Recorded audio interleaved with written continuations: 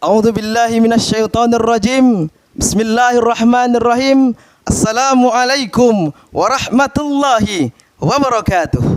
Alhamdulillah. Wassalatu wassalamu ala Rasulillah. Amma ba'du. Ma'asyiral muslimin rahimakumullah. Pada tanggal 16 November 1995, seluruh dunia mengadakan Hari Toleransi Internasional. Itu artinya, wahai saudara, ternyata toleransi ini masih menjadi satu masalah besar, khususnya di beberapa belahan dunia dan tak terkecuali di Indonesia. Kita tentu tidak lupa dengan konflik di Poso. Kita tidak lupa juga konflik yang ada di Ambon. Kita juga tidak lupa akan konflik yang ada di Tolikara dan konflik-konflik agama lainnya. Itu menandakan kita masih perlu edukasi. Kita masih perlu yang namanya mempelajari agama kita sendiri. Makna dari kata toleransi tersendiri adalah untuk saling memahami, saling mengerti walaupun tidak sependapat, saling menghargai walaupun tidak satu kepercayaan. Artinya sesuai dengan yang tertulis di dalam Al-Quran, lakum dinukum waliyadin.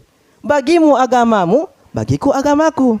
Engkau terlepas dari apa yang sudah dihukumkan dalam agamaku, dan aku pun terlepas dari apa yang sudah dihukumkan dalam agamamu. Karena yang terjadi di Indonesia ini, terkhusus di tahun 2022 ini, begitu banyak orang memahami toleransi dengan pemahaman yang salah. Islam mengakui bahwasanya pluralitas dengan penduduknya yang begitu banyak dan majemuk, keberagaman beragama, Islam mengakui itu. Makanya di dalam Al-Quran dikatakan, kami menciptakanmu berbangsa-bangsa dan bersuku-suku agar kamu saling mengenal.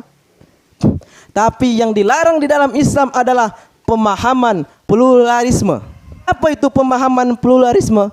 Itu pemahaman yang dimana sebagian orang berkata semua agama itu sama aja, tetap tujuan kita adalah surga.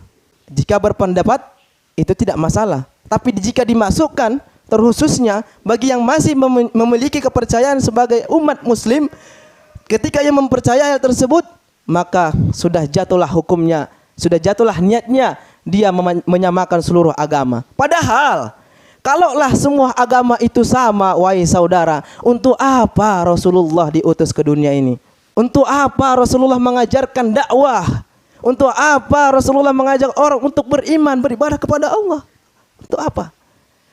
Maka oleh sebab itu, karena adanya perbedaan, karena Allah juga mengatakan, innad dina indallahil Islam, sesungguhnya agama yang ada di sisi Allah Subhanahu wa taala, agama yang benar adalah Islam.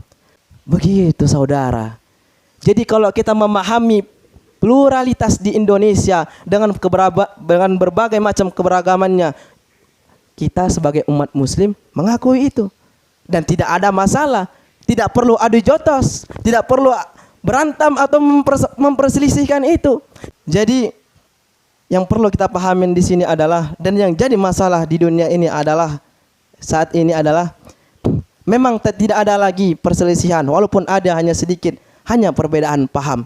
Tapi kebanyakan orang-orang yang beragama muslim masuk ke dalam budaya, bahkan mengikuti akidah, bahkan mengikuti ritual agama, itu sudah sangat disalahkan. Sudah termasuk tadi pemahaman pluralisme. Perlu kita bentengi, wahai saudara.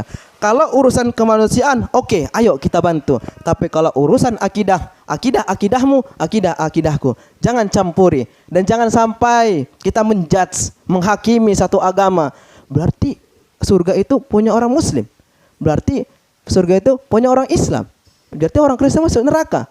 Hei, ajaran kita berbeda. Silahkan engkau pahami ajaranmu, maka aku juga memahami ajaranku. Tak perlu kita perselisihkan, wahai saudara, karena tidak akan sampai titik temunya.